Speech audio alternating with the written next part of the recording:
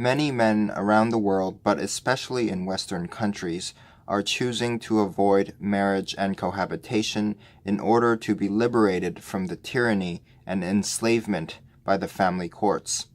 As of right now, 2019, avoiding marriage and cohabitation is enough to preserve your freedoms. But as laws get worse and worse, there will be a time where MGTOW is not enough. And the stuff that is talked about in MGTOW philosophy, such as the bias against men and fathers in family court, these are not conspiracy theories. These are verifiable facts. You can even find statistics from the Census Bureau, right, from the government themselves, about child custody and the difference between men and fathers. There are also plenty of lawyers who talk about this. This guy, his name is Chris Denman. He's a lawyer in Florida, and he says this. And I want to talk to you just briefly about what's really going on with this bias against men in the divorce process. And it's just endemic. It's part of the system. It's not necessarily malicious, but it just is what it is. Yes, right? We find that in the divorce process, a woman can go to the court and she can say, listen, I want to have the kids 80 or 90 or 100% of the time, and nobody's really blinking an eye. But if a man says, listen, I want to have my children 80 or 90 or 100% of the time, people roll over, people fall out of their chair. It's a real thing, and it's not necessarily based on what reality is.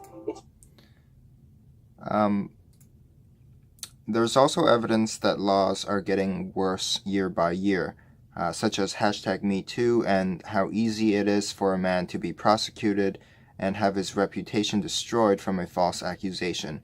It used to be that false accusations were used in family court to gain custody of the kids. Now they are used for many other reasons, which are equally malicious. So here's evidence that family law is not getting better, it's actually getting worse. Many separated fathers are claiming that changes to the Family Law Act, passed by the Senate this week, make it harder for them to share custody of their children. The amendments roll back the shared care policy of the Howard government, which tried to ensure that both parents had access to children after a divorce or separation.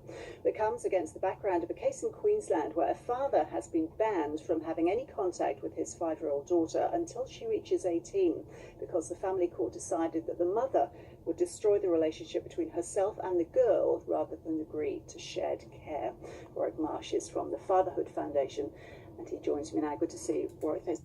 The injustice and tyranny from family courts has gotten so bad that even numerous female lawyers, such as Melissa Isaac, have spoken about it and done interviews about it. This particular one is focused on false accusations, the silver bullet, and how the family court is completely corrupt in America.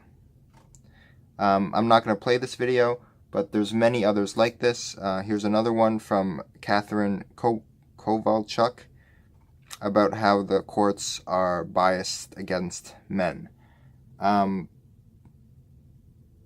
Sorry, I got distracted. What was I talking about? Right. So family law is obviously biased against men, and if it gets worse and worse, then there will be a time where MGTOW is not enough. And so we must prepare for that time, if it ever comes. We have to be ready, right? And some people call it hockey mask time.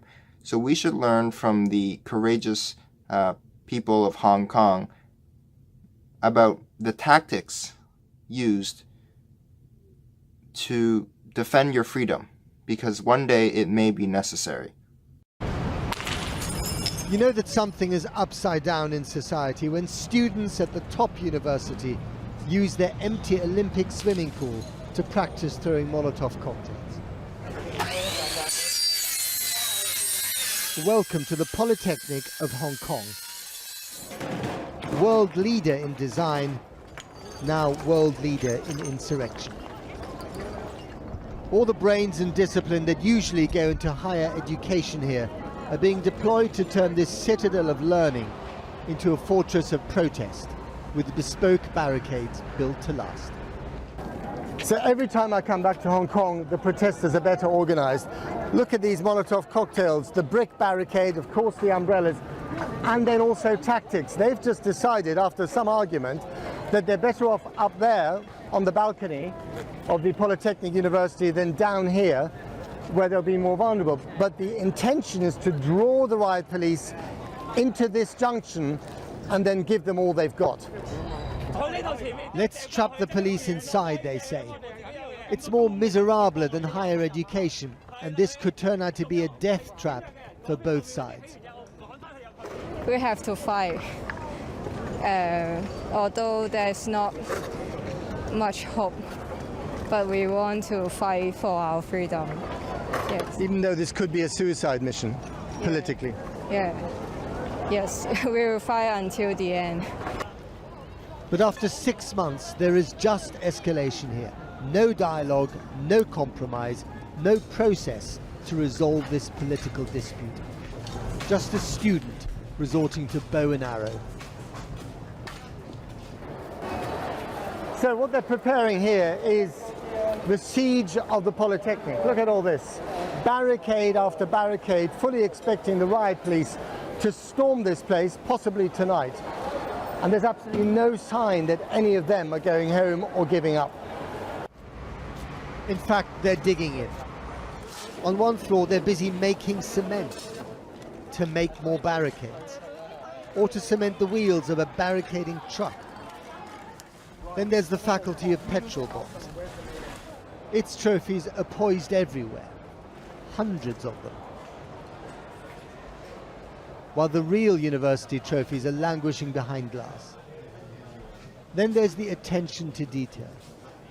Bricks piled up like so many mini Stonehenges, ready for grab and chuck. And inside, the campus is a hive. It looks like a supermarket in the sales, but it is not.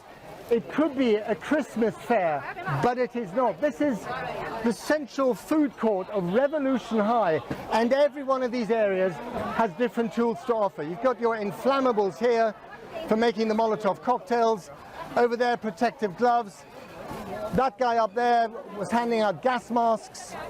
Everything here is designed for the idea and the implementation of insurrection. They've turned this, one of the best universities in Hong Kong, into a fortress ready for battle, ready to take on the riot police. It's really dangerous, isn't it? I mean, it is dangerous. We are risking our lives, but this is our home, this is our land, and the police is doing the wrong thing, so we cannot bear this. So we have to do something. there is cheekiness here too. Even Sun Yat-sen, philosopher and father of Republican China, has to wear the riot gear. And there is one value not inscribed here, but it's making all the difference: the complete absence of fear. It's this that has also allowed the protesters to block the main tunnel into Hong Kong. It's this that frightens Beijing, a regime used to scaring its subjects into submission. And it's this that now defines Hong Kong, a city once almost derided for its pursuit of profit and pleasure, continues to surprise itself and the world.